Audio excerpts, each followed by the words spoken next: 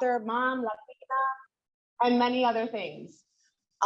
So we really hope that you enjoy our share today. We encourage you to have some questions for us, prepare some questions for us, whether it be about career, DEI, our book, our narrative, or how you're able to relate to our stories. So Maggie will introduce herself and then we'll go ahead and get started. Again, thank you very much. And I'm so sorry. You know, I should rewrite like a book like Latinas on the Run. Because it really, really is what we do on a daily basis. You know, I just came from a closing. I had to get up early this morning because our client was really upset that the staging furniture wasn't out and she wasn't going to close, and you have to rearrange your whole schedule. So that's going to be my next book. But we are definitely really, really happy to be here. I always tell people you kind of end up with what your adventures are. You end up kind of somewhere where you never thought that you would be. And this is definitely it. My name is Maggie Antolon Matthews. I am a managing broker, real estate managing broker at Realty Chicago. And I am the author of Latinas in Real Estate. So I've been in the business for about 21 years now. And the first 10 years I had my own business and all of that. I can read the book. I can ramble, right? So sorry guys, just cut me off. Anyways, we had such an incredible opportunity. I had written a book in Today's Inspired Latina, and the director, the manager, the project manager asked me to do Latinas in real estate. So this book has gone bestseller in, in 7 categories, not in the New York Times bestseller, right? But something that I've been really, really proud of. This book has really changed the narrative in kind of like our industry in terms of women. I've been in the business for a long time. And, I never considered myself like a Latina, right? Like growing up, I'm a daughter of immigrant parents. And when I was growing up, I didn't define myself as anyone. I didn't live in the Mexican neighborhood. I lived in, the mixed neighborhoods, where my dad wanted to keep us. So I never knew the difference. But people always reminded me that I was different, right? That there was a proud that I had to label myself, and I never really understood that. So it's like, now this is really proud for me to say Latinas in real estate, but all I was ever trying to do was just do good, go to school, get my real estate license or whatever I was doing, and be able to do that. So the labeling part I had a hard time with, when this book project came out. But as my story was shared, and then now I get the opportunity to share another 15 stories of other women from all different backgrounds, all Latinas, of course, whether they were born here, were they not, and all of the struggles that we've had to endure. At least for me, being in it for the last 20 years was a very, very lonely business for me. So it's really amazing, like, to be here and to have had a little bit of impact in somebody's life. I just got off the phone we're actually doing Latinas in Real Estate Volume 2, right? So again, something that just kind of came out of this whole thing. And talking with somebody a little bit earlier, I was just telling her that it's like, once you tell your story and once you see your story in writing, it's going to inspire others just like you, with your same situation, being a stay-at-home mom. So this is just kind of, it's taken a life of its own, right, Sally? It sure has. And I'm going to stop talking. So no, it absolutely has. The book is going around the room. For those joining us virtually, this is what the book looks like. It is Latinas in Real Estate, Stories of Passion, Resilience, and Breaking Barriers in the Real Estate Industry. All the contributing authors are on the back of the book, and the book is available on Amazon for $20. Maggie brought some copies for you all to have today. So you get to read these inspiring stories, and they're so, so amazing. I think each story is approximately like 5 or 6 pages. So literally you could just read 5 or 6 pages every day and get a dose of inspiration and motivation. So with that said, I kind of want to give you just a little background about myself. So I started off like many Latinos in search of where do I belong, where do I go, and what am I supposed to be doing right after high school. And we weren't having those conversations at the table about career success and leadership and even college. It was more so like, get your ass to work. And when you're 18, you are out, right? And so those were the narratives that, were shared in my household at the dinner table. And so now becomes all this pressure, like, well, where do I go? What do I do? What am I good at? And so there begins my journey in search of my gifts and my talents. And so fast forward, by the time I was 28, I stepped on campus to a community college, and there began my journey in higher education and community counseling. So my profession is higher education. That is my baby, my passion, what I breathe, what I love, what I enjoy. And I came to meet this beautiful young lady, Maggie, during the pandemic, of course. The pandemic changed all of our lives. And I sought out the CEO of Realty of Chicago for our college community in support of student initiatives. We were a Hispanic serving institution, and I kept seeing this guy, the CEO, Eddie Garcia, at Realty of Chicago, because he was located in Berwyn and we were in Cicero. And so we merged. We started the real estate program at the college. He started supporting our initiatives for, our college campus. And then long before short, he asked if I would be interested in joining forces with Realty of Chicago as their VP of operations. And I was like, absolutely not. I'm good. I'm happy. I'm on my journey and on my quest to keep going and growing and learning. In fact, I had applied to my doctoral program and had already gotten accepted into the program at National Louis for higher education administration. And then after long, I had a change of heart. Who wants to pay another student loan? Who wants to do a long, rigorous program for 3 years when I could just do it right now and have the same salary and explore this whole world of entrepreneurship? And so it was worth all the risk for me. And I took the risk. I took the position at Realty of Chicago. And here we are 16 months later. And there became the Latinas in real estate. Maggie invited me to be a part of that journey. And so that's how I got here and got to know Maggie and both Ainoa, who you'll get to meet later. But today I'm gonna focus on how that all brings us back to where we are today in our workspace, in our mindset, and how each of us have developed our journey, right?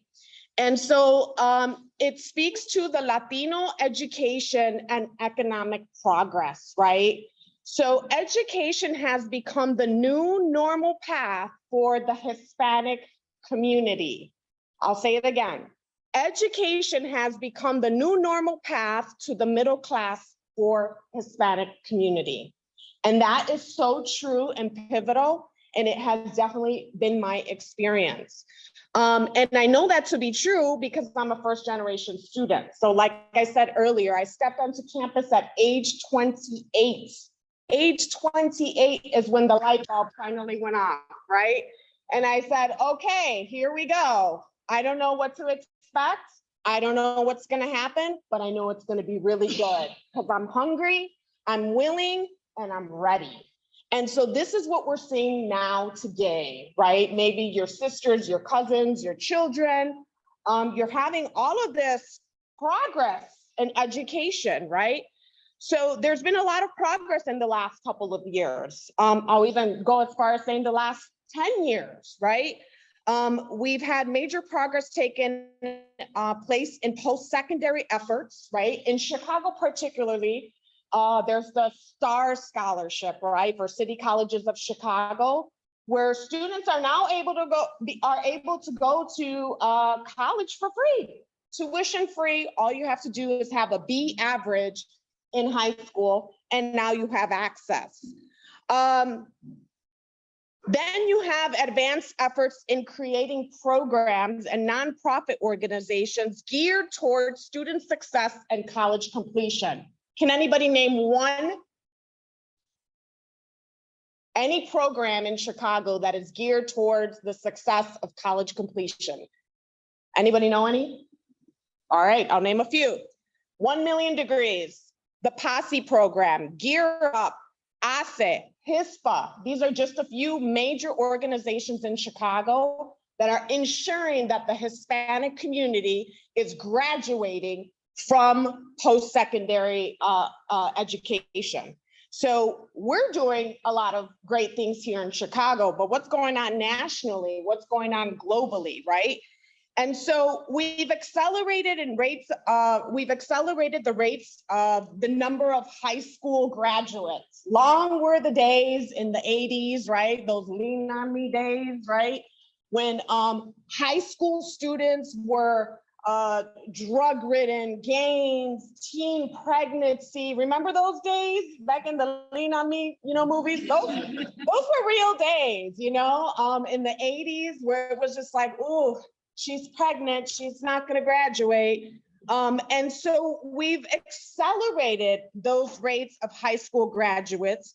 We've increased the rates of college enrollments. So now you're seeing students just go for it, just apply, right? If you've ever been in a high school in the last year, you'll see the College and Career Center, you'll see the advisors, you'll see these really large groups of 20, 30 counselors who take on these caseloads to ensure the success of each student. Where are you going? Are you going to the military?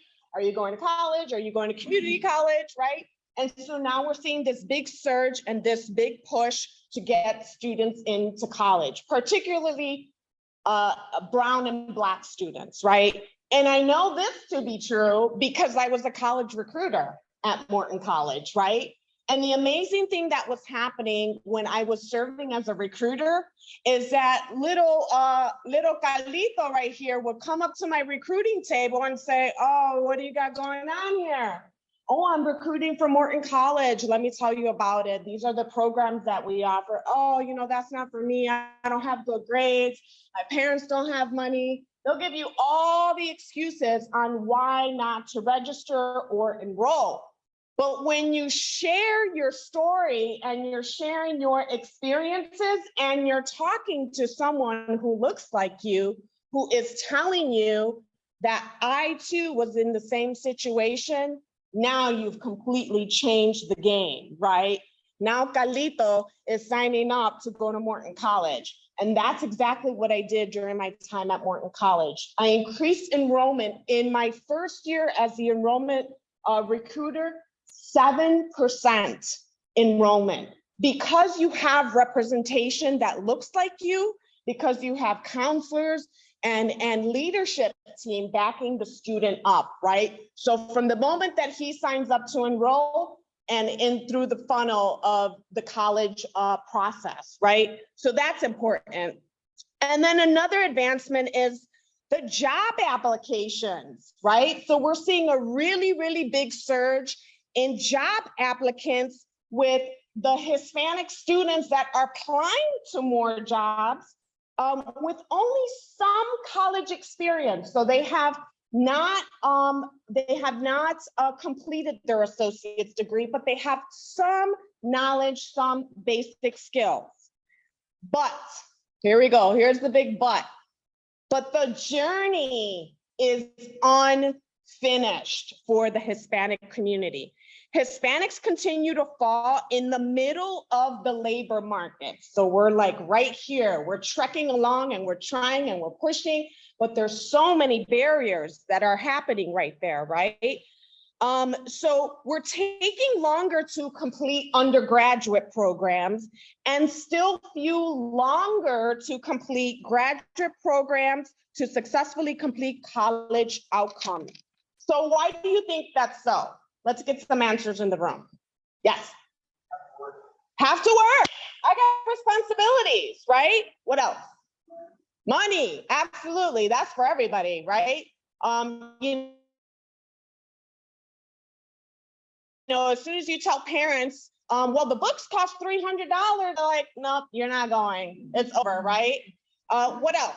What are some other barriers for the Hispanic students not accelerating in college?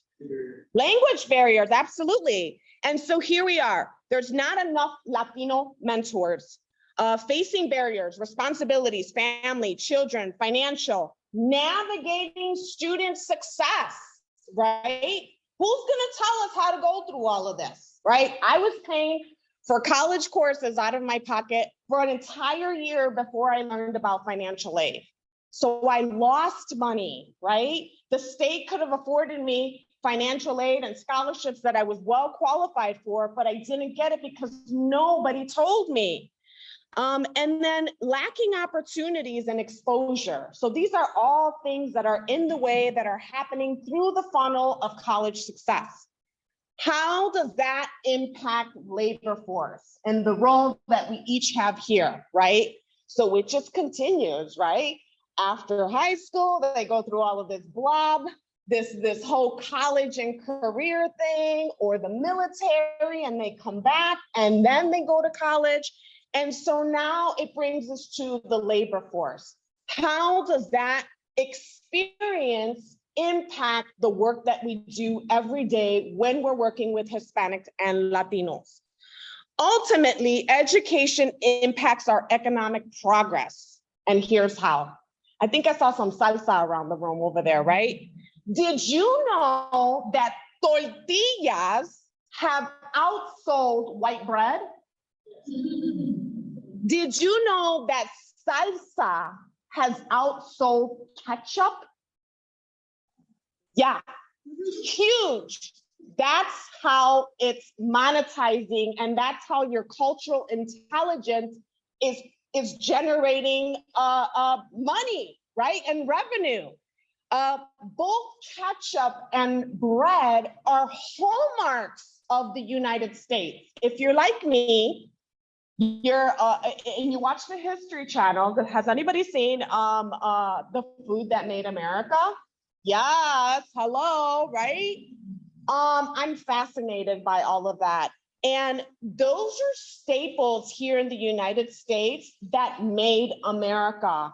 So if you talk about salsa and tortillas outshining ketchup and some white bread by the McDonald's brothers, that's huge. That's huge. So our population growth is growing rapidly. We already know this every day, right? 58 million and counting, the Hispanic population. We are 15 times faster than any other group with Hispanic-owned businesses. 15 times, right? Maggie was already telling me about something she wanted to cook up. Bam, support the economy, right?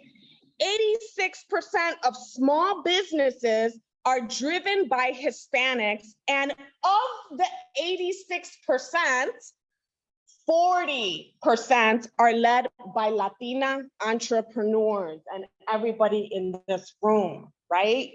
And so when you think of the magnitude of those numbers and what that's gonna mean down the pipeline in the next, not even 20 years, just 5 years, what that means for the work that you are doing every day, who are you serving, who's your target audience, how am I creating impact for these people, for their families, right?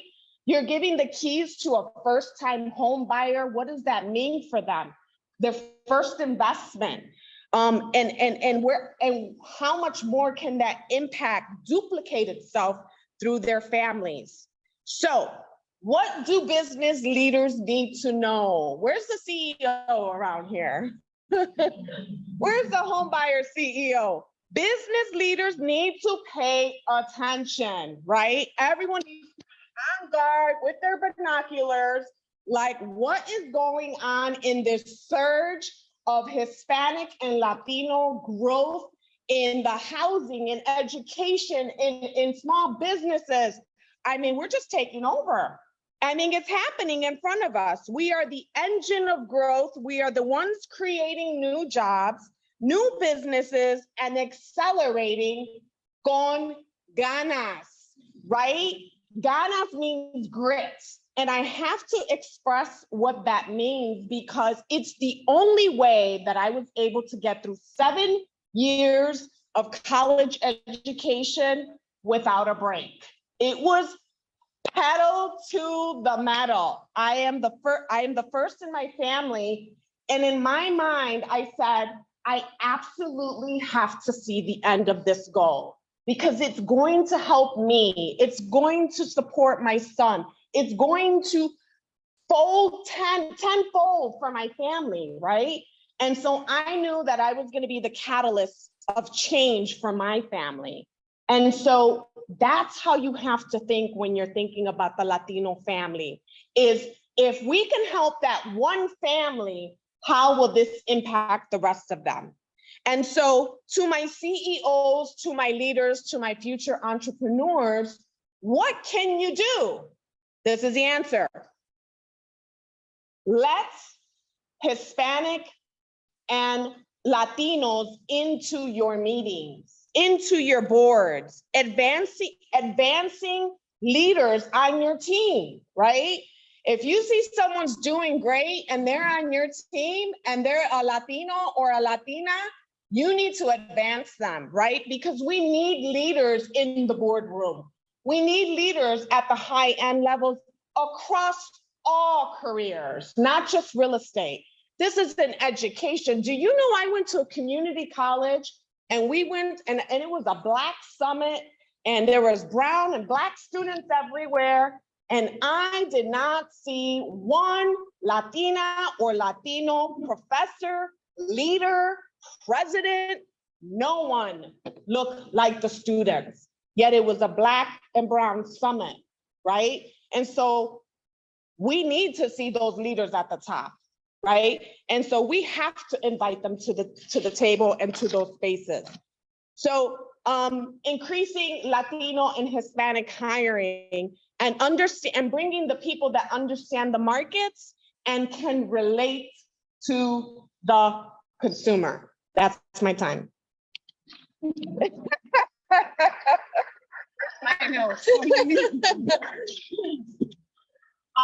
No, that's amazing. I mean, just to be part of that statistic and to see that I'm the first one that graduated from my dad used to tell me for years, stop with this real estate stuff. Why don't you just go and get a 9-to-5 and leave work and leave everything behind? And I said, because I want better, right? Because that's why you came here. So it's amazing to see the generations that are changing today. My daughter, I didn't come from money. I didn't come from anything, but my daughter will.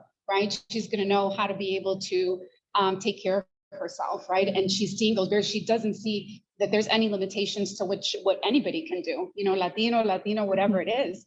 And we are breaking barriers, and it's really amazing to see. I was actually awarded the Managing Broker of the Year with the Chicago Association of Realtors last year. And for me, that has been one of my biggest and most valuable awards that I could ever receive.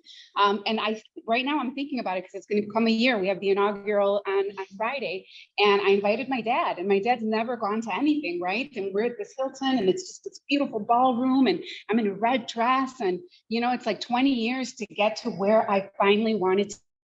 Dad, of course, being Latino and being like, they never really talked to us. They never encouraged us. They never gave us a hug, and that night was the most incredible for me because when I got up and I went on the stage, look, it just gets me like crazy emotional. That's the success that I have reached, right? That I can be this little short Latina, Mexican, or whatever you want to think, right? Whatever people have ever thought about me, that I walked high and proud. And my dad, came back and received me. It was just one of the best nights of my life, right? And that's where we're breaking barriers, right there when we're going up on those stages. But it happened because I kept putting myself in that room. I kept putting myself in that conference. I kept putting myself to be like, I'm here. You have to always be dedicated to encouraging yourself, right? To putting yourself out there. And you don't get somewhere by just not trying. It's taken me a whole long process, but to be here, to have these opportunities, to be on stage, to win awards. It's been just an amazing, amazing journey. And I am just so proud that I get to do that for a lot of other women and their daughters and their next generation. So. Yeah.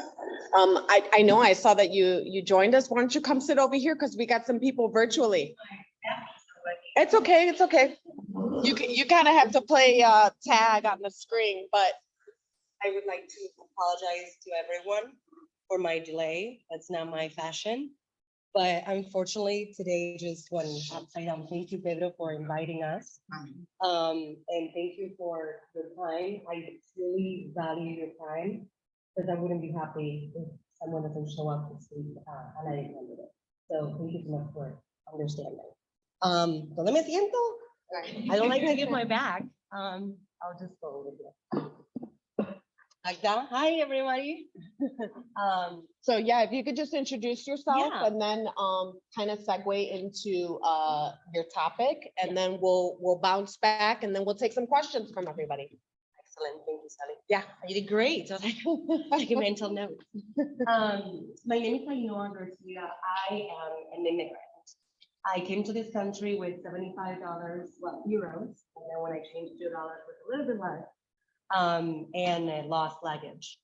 And today I own investment property. I am a top producer, and I will be the president of the National Association of Hispanic Real Estate Professionals for the Chicago chapter next year. Now, that did not happen overnight. It's going to be 10 years, September 24th, in a few days, since I first landed in America. It has been a journey of many, and I will get emotional probably, so just bring your tissues out for me. And I don't like to necessarily say this is, even though I know we are here for, or to celebrate Hispanic Heritage Month, I also embrace many other minorities into this same topic.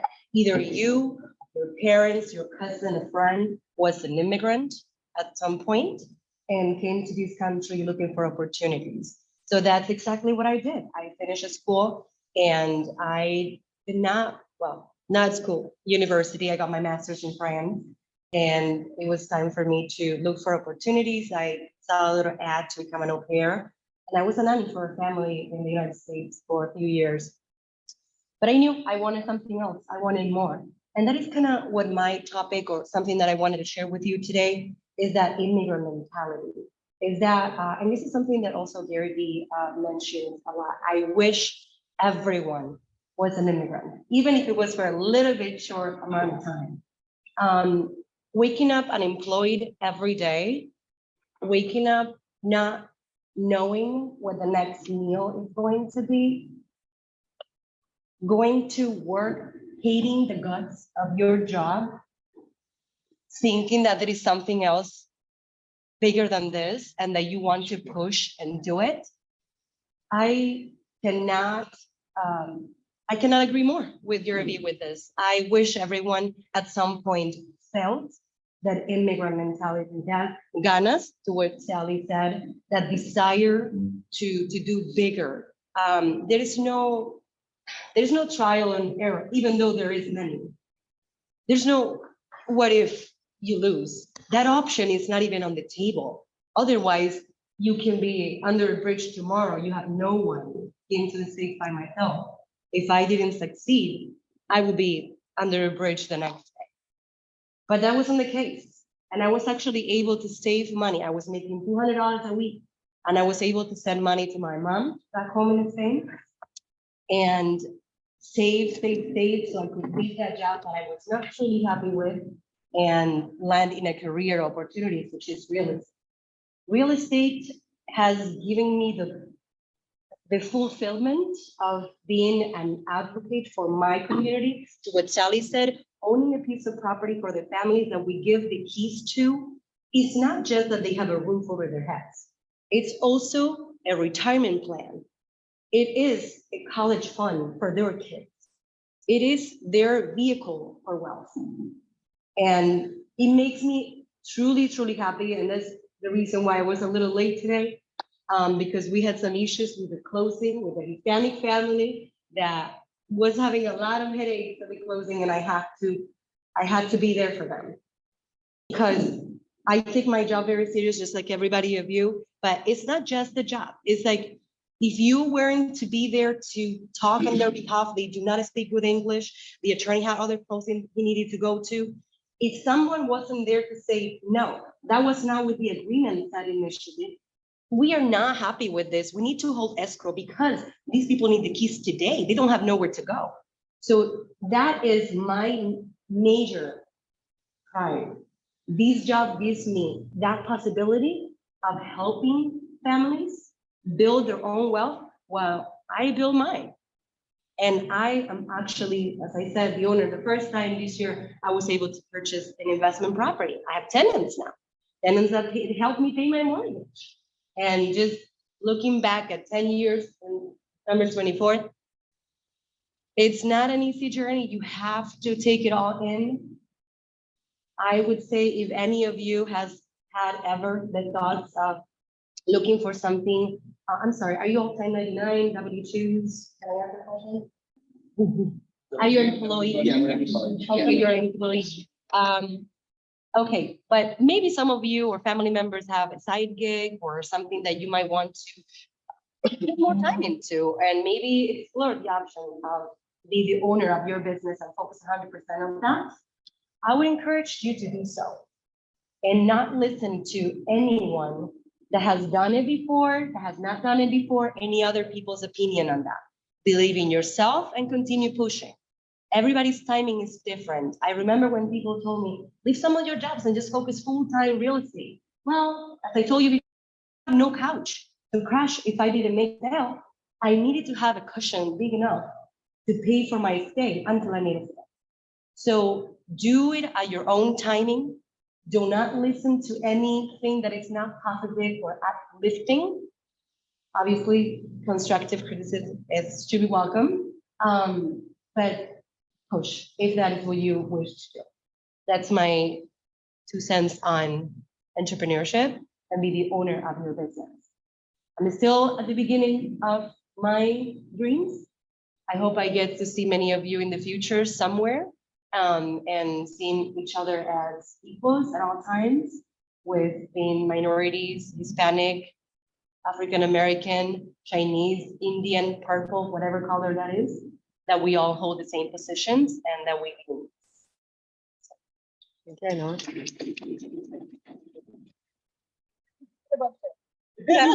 What page are you on? 35? 34? Okay, choose them here. So if you guys have a copy, please share your time. All right. Does anybody have any questions? Anyone has any questions? I can. Any questions online? I actually love the diversity of the names. Spanish, is Mexican. Myself? Yeah. We're actually all very different from That's right. Spain, Puerto Rico. Thank you. Hey. Yeah, it just works out so nicely because we all are from different places, yet we all have so much in common. And you'll get to read that in our stories, in our narratives. And it's just such a beautiful thing when you see another colleague, another sister champion the hardships and go through the barriers and saying, you know what, if she did it, I can do it. And now how can we take these stories and impact somebody else, right? And these stories, I'm telling you, these stories, you should savor them for those really shitty days and just say, you know what, I'm gonna just read Ainhoa's story and it will bring you to tears because they're just so inspiring, you know? And if you're not an immigrant and if you haven't had major barriers in your life or your journey, God bless, right? Pay it forward. It's our responsibility to do that. But you can certainly take these stories and infuse them into the work that you do every day when you're working with the Latino community or the brown and Black community, because it's gonna resonate for sure. Yeah, I think at the end of the day that all of our goals should make this world a better place, right? We are really, really, really easy to complain about things, but not to get in there and actually make the change. I don't see color, I don't see gender, I don't see anything. I just talk to the guys, right? It's not just about the women, like we don't discriminate. Everybody's included, you know? So, because that's the mentality. It's the servant mentality that I've always had.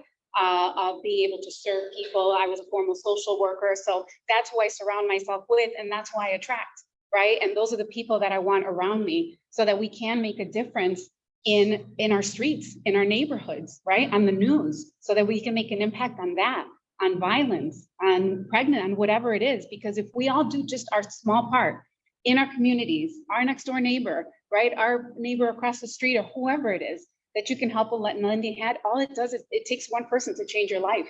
And I think that collectively, when we think like that, because ultimately it's for the change, and change that a lot of people want to see, because we're not, Hispanic people are not always seen in the brightest light. And there's people that still have misconceptions like anything, but that's not something that I can control. The only thing that I can control is my narrative and what I'm going to do in the community and how hard I'm going to work and how I'm not going to label myself, and I'm just going to do the best and connect with myself with the best of the best, so that we can go out there and change the stories of other women. I know their stories have changed hundreds. I mean, this book has been so just touching, you know, yeah, well received, absolutely. And people are like, you know what, I loved, you know, Shayla Padilla's story. Oh my God, you know, I can't believe that she's over here and revitalizing neighborhoods and wearing a pink construction hat and boots, and you know, she's digging holes in the ground. Look, I just get it. That is what it's supposed to be, right? That's what it's supposed to be about. And together we can stop complaining about the things that are wrong and start really looking at the things that are right. Are there any out of the box recruiting strategies or things for the communities that we're talking about to ensure that we're in the right pipelines for our recruitment process here and getting people in the seats that you were mentioning, opening up those leadership roles for folks? Are there, I believe very wholeheartedly in our talent acquisition team, and I think they do really good work and concerted work of having a diverse workspace. I know that you even commented on the names on the screen, right? And the diversity that's represented there. I love that. It really is. This is an incredible place to work, and we are a highly diverse staff. I wonder though if you have any like nuggets of information or like tips on recruiting the Latino community. I do have Great question. yeah, it is. little things to add. I don't know if you want to respond to the question, but I do want to mention two things. Are you part of different organizations that they are local or national for those minorities? That I don't know, but I will. One of them real estate related, NAREP. Yes, again? NAREP. NAREP, NAHREP, National Association of Hispanic Real Estate Professionals. Aisha speaking up out there. Yes, Taisha. Yes, we are. We're actually headed to Latitude. Yay! Enjoy. So yeah, so becoming part of this organization, but not just becoming part of it, becoming an active member, attend the events, and make sure you're intentional with your conversations. Make sure that you talk to at least 5 people, 7 people, 10 people in the room before you leave that they don't look like you. And that will just open the door for conversation. What do you do? Would you like to? I personally am very interested in the program. Very. We have families that they ask us when they come to our office, can I rent and then buy because we need to save more money? And we don't have enough resources for it. So I want to know more about the program. Now, that's one, being part of those. And other, even outside your industry, other events like cultural. You go to Colombian Fest, not just to eat with your partner, your friend, but to actually connect with the local businesses there. You see someone very talented has put a very small little stand with their own little caricaturas, they've written business cards, try to empower them to do something bigger. help them build something with that business if you have the possibility. That will help you connect from within with people from the community that they are well qualified. Some of these people, that's just a side gig and they still go to college, they still have high education. So I would suggest those two. All right, so in a nutshell, your marketing and branding is going to be absolutely pivotal in reaching those people and that talent. So what you put out as an organization is going to speak volumes for what it attracts. And I know that because I did it for Realty of Chicago, right? You got to get people excited about working with home partners. So your marketing and your branding, you better have the best in-house or time to show up and have that conversation. ASE, I mentioned it earlier when I talked about nonprofit organizations. It's the Hispanic Alliance for Career Enhancement. Patricia Mota has been the CEO for the last 5 or 6 years. Amazing, amazing organization that you can all tap into. There's programs, there's business expos that you all can participate in. They have webinars, they have weekly cafecitos. There's so many things that you can engage and immerse yourselves in as an organization. This is a great organization. You have to authentically build trust with your clients and the people that you work and the people that you serve, right? So like I know I said, immersing yourselves into the community, even if you feel like imposter syndrome, right? Like, oh, I don't belong here. I don't even know Spanish. Go in it, immerse yourself in it and learn something and ask questions along the way. And it's just going to be a give and take learning process. Equip yourself with knowledge. Hello, Google is your answer. Start researching stuff in Chicago, or what more your organization can do, or how you can create a whole philanthropic program around entrepreneurs. For home partners, entrepreneurs, junior entrepreneurs, and get involved with high school students or get involved with single moms, right? So now you're creating a whole new initiative that's going to promote what your mission is and your values. And then finally, your love language. When you talk to people, look them in the eyes, right? Talk to them from your experience. Like, oh, I understand how you're feeling right now. You're frustrated because we're going through this process, like I know I said. So genuinely care for people. If you need more practice with that, come see me. So yeah, that would be definitely a great place to start. Any questions online? Yeah, I think that's great. It's great because we're problem solvers, right? We want to have the solutions for people when nobody else has. We want to be that resource.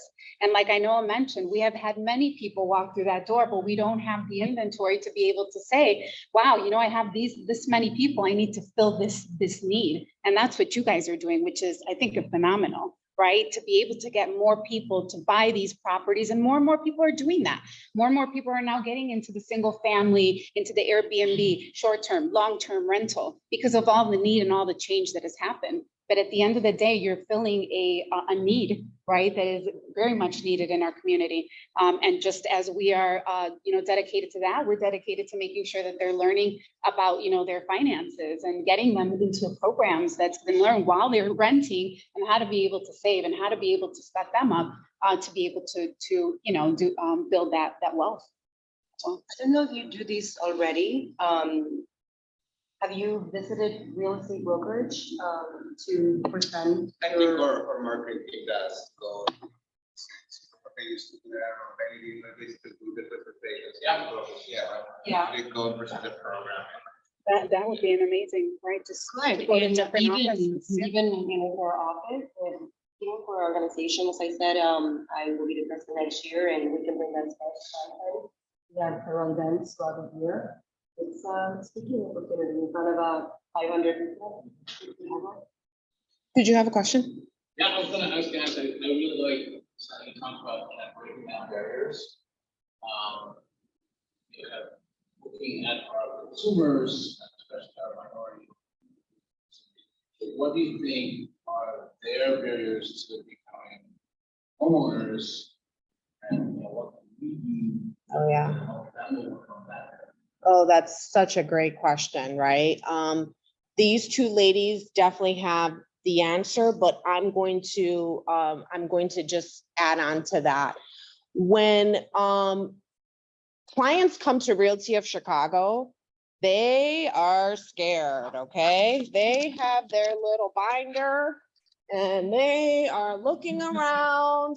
My social security is in here, my life, my papers, my birth certificate. I'm about to entrust you with my life, right? And so that's why I said that trust is so important and it needs to be authentic. There is real fear around trust, money, the American dream. Is this really possible? Are they tricking me or are they lying to me, right? So having client testimonials is going to be really crucial for your marketing and branding team, right? Hey, this is what Home Partners did. And speaking to the different audiences and target audiences that you work with. So there is real fear of not making it a reality. And they want it so bad. They want to create generational wealth. They want to start a business, but there is a lot of fear. And so I'm going to allow Maggie and Ainoa to share more about that because they work with clients one-on-one every day. The main issues we have with our Hispanic community: credit, not enough assets, or no knowledge at all. Credit, we have not done a great job in this country explaining anything to those who come as immigrants at all. People don't know they need a number. When I came here, I was like, what is that? Well, and I need a number, like a score? Or like when you go to school and like you pass an exam, like a score? You need to have that education. And we have an issue with credit.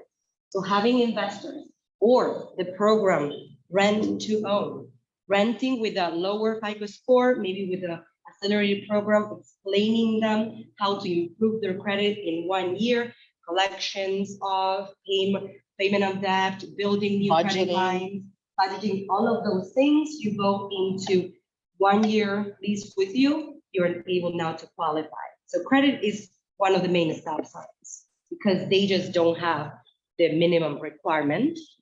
Also, legality. A lot of people that we have don't have a status. They're immigrants, but they don't have papers. They might have an IT number. Maybe they have an IT number with their cousin name on it, so they could go to work. So when it's time to qualify for a loan, they don't have anything under their name. They have had 3 names already for their other jobs that they have done. So having a process, this is for highest spheres, I would say, the legality of things to streamline the process for them to be legal citizen. They work very hard behind all the kitchens that you go to, restaurants, and they deserve to have a home of their own and not rent. So I would say that legality status is one, and also lack of assets. We also pay a lot in cash because we don't have a credit score. So we pay for the car in cash, we pay for the furniture in cash. We put some under the colchon mattress, and we don't have a lot of budgeting skills to understand how to put that money into the down payment of something. Yeah, so sometimes I see those as main issues: credit, assets, and legality. So if or status. If the program will get investors that they are more flexible with things, and educate them for a year, so they can be ready after the lease is completed, and then they can actually get that loan. I don't know if it's already that in place or somehow in place. Yeah, these are all initiatives that, Home Partners can, get together. You smart folks can get together and create, some initiatives that would be geared toward preparing them and educating them, or having webinars or seminars, even virtually, so that people can attend to learn, how do I repair my credit? Where do I even start, right? So great question. Maggie, did you have anything to add on to that? I think that's right on the dot. Awesome. Did that clarify your question or brought some That idea? was great. I'll tell you, one thing we do is we already provide access to pre-financial content for everybody that's In the program? Now, the take-up rate is relatively low, which is, maybe it's partly the trust issue that you talked about. Yeah. Maybe also people are really, they have this need, so they would not have time, or they may not be aware. I'm sorry, I'm monopolizing the conversation here. One question I have is, I know there are a lot of down payment assistance programs that are out there, and a lot of them, I think, offer really compelling value. They have, in many cases, the household income to be eligible is reasonably high, but we don't see that used a lot. Do you think that's an awareness issue, or do you think it's too complicated for people? I can respond to that. For the grants, nobody gives money fully for free. There's always small little, but I would say this. For someone that doesn't have the funds and needs to continue renting, obviously the grant is available and they should take advantage of it, or they could take advantage of it. I think the lack of awareness is an issue. Also, the professionals that we sit on the other side of the client, we need to understand the programs. We need to offer the programs. We need to explain the responsibilities of the programs. Most of them require X amount of years living in the property. They do have to pay X amount upfront. They do have a higher interest rate. Whatever the requirements are, they also need to be explained well to the client. So I think the issue is, yes, awareness, full preparation of those professionals that they actually offering the program. And to the extent that they have been used and the financial advising that you guys have, maybe the approach that you have or that you have used in the past might need some revisions to invite people to use it. Maybe connecting with professionals like us, that we actually believe in the mission of advancing Hispanic homeownership and minorities homeownership too, then we are able to connect them with the local resources, national resources, and kind of collaborate together to make it from the lease year to, like, what is your rate of success when they finish their first year living with the lease? Do they really purchase afterwards? What is your rate? So the folks, they have up to 5 years to. Up to 5? I thought it was Yeah. 1, I'm sorry. No, They got up to 5 years in Texas. So the state laws are free, but it's, so until about 2 years ago, it was about 5% per year to buy a house, 4 to 5 years. And then 2 years ago, when house prices started to really go up, it's 10%. Okay, is that, I don't understand if that is a good percentage or not, sorry for my, in my eye, it seems a little low, but I don't want to be wrong. I think we all like it to be higher, but it's also like when I talk to other people about programs like this, Yeah. they said it's higher Okay. than anybody else. Yeah, I think this year we sold a 3,000 house to the resident, which is pretty exciting. Yeah, it's a good number. But want to do more. Want to do more. Well, let's collaborate. Yeah. Awesome. Thank you for your question. Anyone else has any questions? Pedro, you have a question? Venga. Online, anyone else? Or- Tisha? Ms. Velasquez, Yes. do you have a question? I know you have a question. No, I actually just wanted to know how I'm gonna be able to get in communication with you all after this. So if we can get your information, that would be amazing. Yeah. I have their contact info. I'll send an email and copy and send it to you. Yeah, all of our information is also in the book, like our emails. I think we're all on LinkedIn and Facebook, so we're easy to find. Will you all be attending the NAREP Latitude? in I am. Houston? I will not, no. But Bummer. I will see you. I will see you, Tisha. I will see you there. All right, let's do it. I'm actually, Yeah. I'm actually speaking on Saturday, so I'll pass you the information. Yeah, Awesome. we will all be at the AYA event, October 13th. So it's a NAREP event here in Chicago. Everyone's welcome to join, and that's the AYA. They always put on an amazing program. So I encourage everybody to become a member, and then I'll see you at AYA. It's a beautiful, beautiful event. Not Yes. because we organize it, it's a highlight of the year. Yeah, that's okay. That's okay. If you're in the industry, if you're a lender. No, that actually is not just for realtors. It is for small businesses, real estate attorneys, not just real estate attorneys. The Ella event is actually it's open to the public Yeah. too, because it's a woman empowerment event. Everybody needs to wear red. We have a lot of awareness resources too from the city. The period program, we have also diapers donations. We have many, many, many things. We even have a professional closet, so you can donate your jackets, and you can grab some others. There will be a closet, gently used jackets and things like that. So we'll be happy to send the information in. If you're available, we're welcome to. Yeah, they put on a real, NAREP always does an amazing job. So if you don't have a membership with them, I encourage you to get your annual membership. I think it's like $49 a year. And you get like access to everything, like the conferences, the webinars, the local events.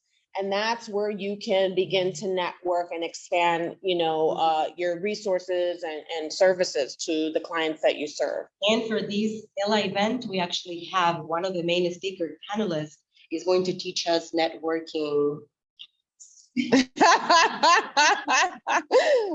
Just to, yeah, as in like she. Yeah. Yeah. I'm writing it down. What's the other one? What's the? NAREP is the association, That, and Ella or Ella is an event under NAREP. yeah, Right now, the national conference, so this is a national organization, and the national event is happening this week, Wednesday through Sunday. Obama will be speaking on Sunday. We are gonna be there. And it's not just real estate. It's going to be many other ways of building wealth. it's in Miami next year, so. Guess I can volunteer for next year. Next year. Next year, join the committee. And we are working on a more national partnership with NAREP. So that is definitely something we're looking into. Awesome. That's exciting. Well, I think that's our time. Thank you, everybody, so much for having us. Thank you, thank you. Do you have extra books? Maybe I do. I have these. All right, there's still some extra books if you want to snag one for a colleague. Maggie's got a couple more here. Otherwise, thank you, everybody. Adios. Thank you so much. All right, guys.